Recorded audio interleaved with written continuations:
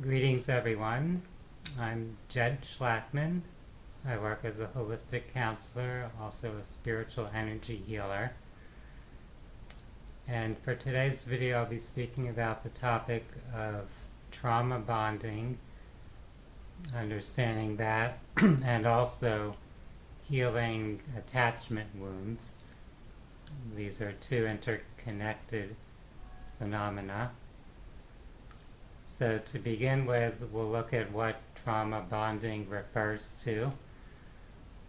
It's become a phrase that's somewhat popular now in discussing relationship issues or patterns. So the idea is that trauma creates certain patterns or wounds that we carry with us that we then kind of replay or recapitulate in our close relationships, in our intimate relationships, and that we are kind of naturally attracted to someone who represents something that we need to act out in a sense, a person who's playing a role in our trauma drama in a sense. So if we are connected to a person in an intimate relationship, we have a bond that may be based on that subconscious need to kind of recreate and replay a particular pattern that evokes a certain emotion, a certain pain or wound we carry, and our reaction, our response or protective mechanism that we've been acting out in relation to that particular trauma or wound. Let's look at a little example of this. Let's suppose that as a child you experienced the feeling of being abandoned. Well, you might be attracted now to a relationship with a person who has kind of the inclination to run away or abandon their partner. So, someone who's inclined to detach or distance themselves when things get tense or stressful. And so now you feel abandoned when that partner does that, but you're attracted to that partner. It might seem paradoxical, but from this perspective of trauma bonding and attachment wounds, it makes sense that you're kind of being drawn into this relationship that will trigger that same feeling you had in your past, in essence, to bring you an opportunity to actually confront this issue, to work on healing that wound or that emotional imprint from your past so that you don't continue in some type of imbalanced mechanism of self-protection. What we tend to do is replay the patterns. We're always trying to protect ourselves to avoid feeling some type of unpleasant emotion or suffering. So if we've had that trauma, we're trying now in our present to compensate in some way to protect ourselves, to avoid feeling again the pain or suffering that we felt in that previous experience. So we carry these attachment wounds as well as our way of processing it, of coping with it, whatever mechanism we've gone into the habit of using to protect ourselves, to avoid re-experiencing whatever that unpleasant emotion was. But at the same time, on an unconscious level, or you could say our soul is directing us to come back into other situations where we'll end up experiencing that same form of emotional pain or suffering because we haven't resolved it, we haven't released that, we haven't actually transmuted or transcended what occurred in our past. So there is kind of this deeper purpose involved, that we are being drawn into these trauma bonds not to create new suffering ultimately, even though it might feel that way, but it's actually to bring us an opportunity to see what's present that we've been carrying within us that needs to be healed, and to actually confront that now in the present, to reprocess things, and to kind of reorient ourselves in terms of how we react to our life experience, how we respond to whatever is occurring in our relationships. So it's not about judging those relationships as good or bad, as dysfunctional or healthy. They are what they are for a reason. They are ultimately there to bring us some opportunities for healing as well as for self-integration, for really reconnecting with or reclaiming our own inner balance and wholeness. It's very common in relationships for us to be feeling in some way inadequate or invalidated, and to have a strong need, an expectation for other people to treat us in a particular way or do certain things to give us that sense of security or validation that we're seeking. But the more we depend upon that externally, often the more we're neglecting to develop that internal sense of balance, of self-worth and well-being. So we can bring this to our awareness whenever we're experiencing some type of emotional distress or challenge in a relationship, rather than focusing blame on another person, saying that they're rejecting us, abandoning us, abusing us, betraying us, etc. We can look at our own emotional response, how we're feeling within or feeling about ourselves, and what we can do to transform that so that we don't continue to recreate this suffering in the relationships. If we don't work on ourselves, our own state of being, our own self-love and self-worth, then we will kind of naturally recreate the same patterns in our relationships. So for healing those attachment wounds and evolving in your relationship to where you have some more balance, where both partners in a relationship have their own inner wholeness or integrity, where they can connect with each other, where they can detach from each other and not feel so traumatized or disturbed. That's kind of the ideal what we're working toward, to have that sense of inner security where it's not some type of existential threat to us if our partner fails to meet our expectations or meet our needs. We don't overly cling to a relationship, and we're not scared of or overly avoidant of a relationship. We can form strong, deep bonds with people that are no longer just about replaying past trauma issues.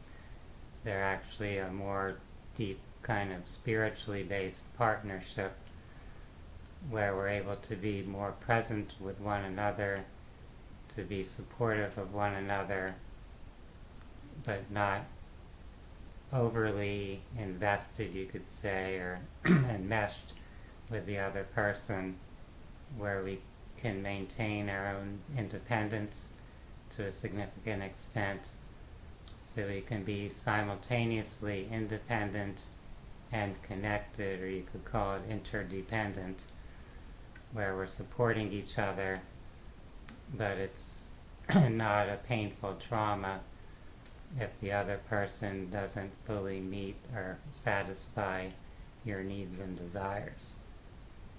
When we're children, of course, we are quite dependent emotionally upon our attachment figures. So that's why as children we so easily or naturally end up having traumatic experiences. It's not just how the other person is acting, but it's how we're ready to process that.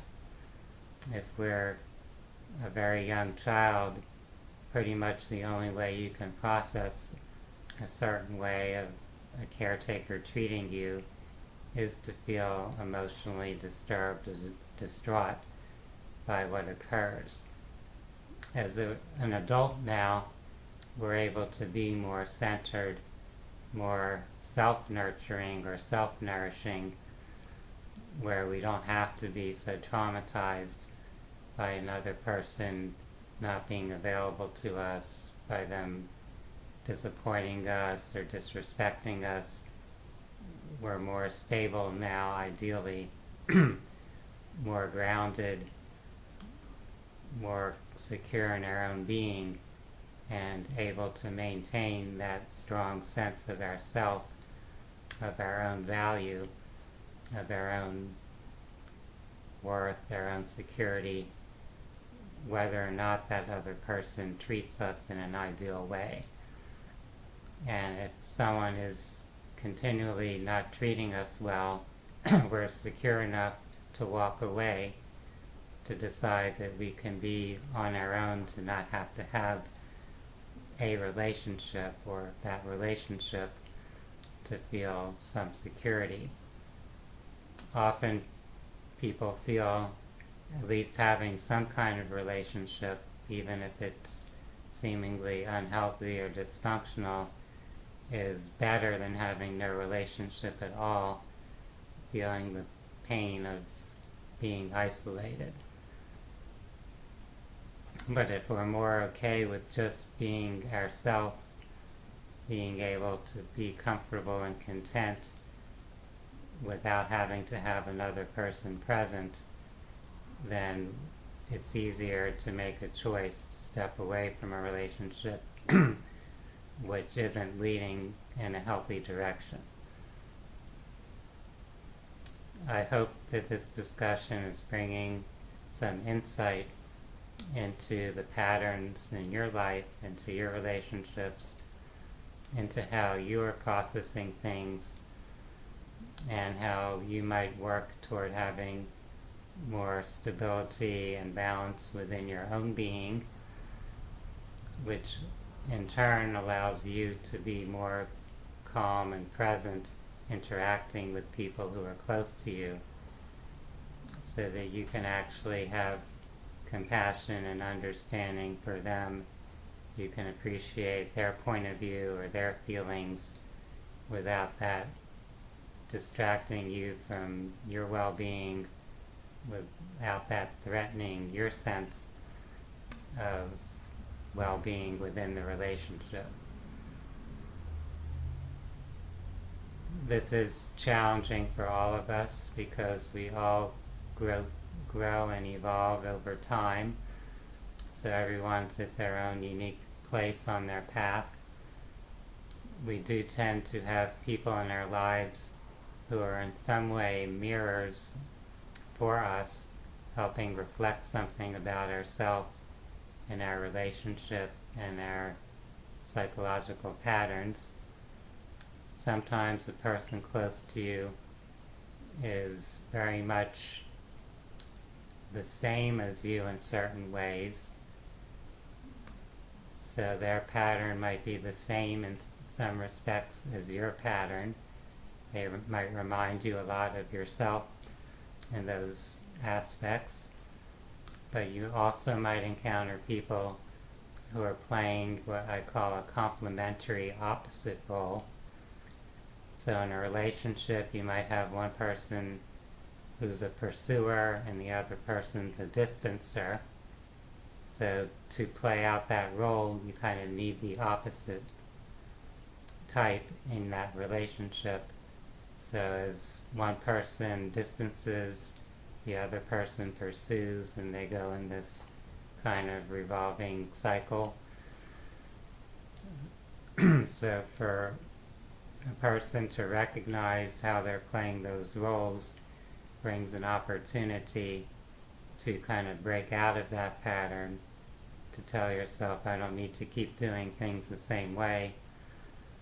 I can be more centered, more secure within myself, and as I change, either that other person will naturally adjust and adapt within this relationship, and if they're not able to do that, then we'll naturally drift apart and go our separate ways, and that's okay. So you can work on yourself, on your own personal growth, finding your own healthy state of being or balance within yourself, and that doesn't depend on the other person. The other person might be able to kind of grow and evolve with you in the relationship, but if they're not, you're able to let that go.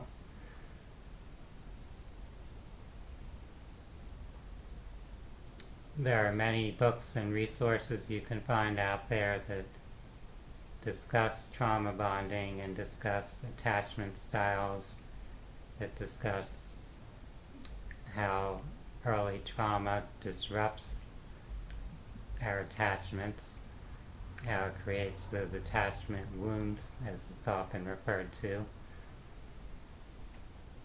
And as you research or learn about that, you can really learn a lot about yourself, about your own developmental trajectory.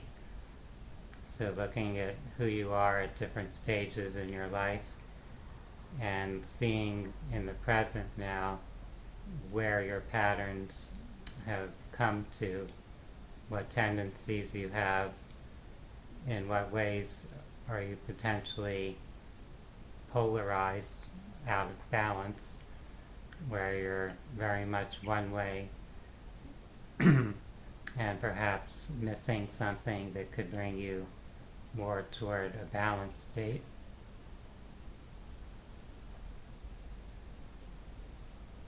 In psychology, people often are given some type of label, some type of mental disorder diagnosis or personality disorder diagnosis, but a lot of those are really just patterns that in some way are connected to or related to these attachment wounds, these trauma bond patterns, these different ways that we've developed or activated to protect our sense of self or to avoid unpleasant emotions. So rather than focusing on a particular label or diagnosis, it's very valuable to look at the roots of it to see how particular behaviors or traits developed. And by doing so, you're bringing yourself an opportunity to transform, to realize you don't have to continue in that same loop, in that same repeated pattern. You can understand things more and you can develop inner resources to manage the way you think about yourself and life and other people, ways to stabilize your emotions, so emotional regulation in a sense, which isn't something you really have to force. It's something that kind of develops naturally as your sense of self transforms, as you have, in a way, a more our foundational sense of well-being that's not so vulnerable to external triggers or external stresses. So if we find a sense of self that comes from an innate worth, a feeling that we're this wonderful spiritual being that came here for this human experience, for our own self-exploration, and for the opportunity to have these experiences, to kind of have this fragmentation and then reintegration, to appreciate the complexities of that, to appreciate, in a sense, the magnificence of who we are as creative beings, that we can kind of split ourselves apart and put ourselves back together. It's actually pretty fascinating and amazing. It's not a bad thing. So as we can appreciate things from that perspective, seeing our life from the soul's point of view rather than from kind of the typical social construct of being a victim, then things start to transform. Many of us have grown up in a culture or society that, on one hand, has the environment that triggers these trauma wounds or attachment wounds, and then on the other hand, it tends to shame us or stigmatize us for having our reaction or response to that. So we're being told that we have a disorder or disease or that we're doing something wrong by functioning in a particular way. But if we could understand the how and why of all of it, we wouldn't feel so ashamed or insecure about it. We'd realize that everyone in various ways is fragmented, is wounded, is working on reclaiming themselves, on finding that reconnection to feeling healthy and whole. So we're all kind of in that journey together, whether we can perceive it or not within ourselves and others.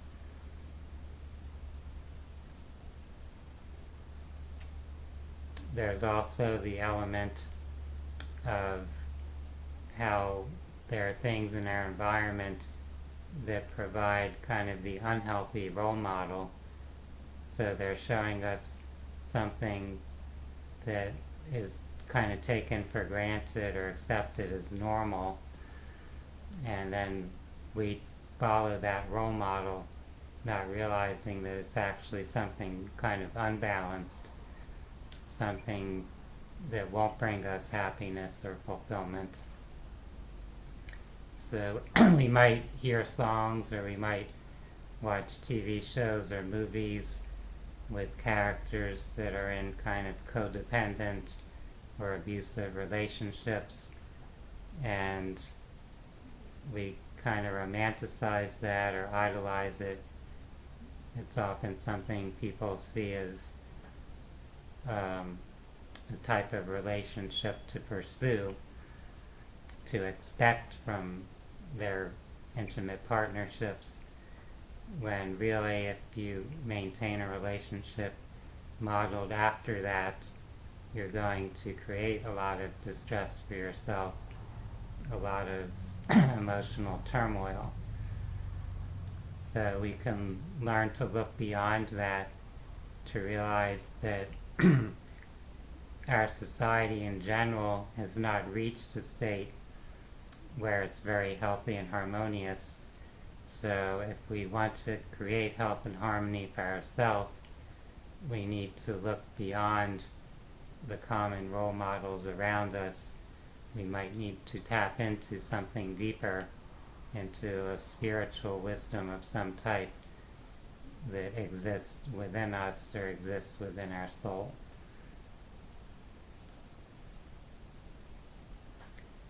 I hope that this discussion has been valuable for each of you. For those that are interested in learning more about holistic health, about spirituality and personal growth, I invite you to visit my website, phinsights.com. That's phinsights.com. For now, I wish each of you a wonderful day. Namaste.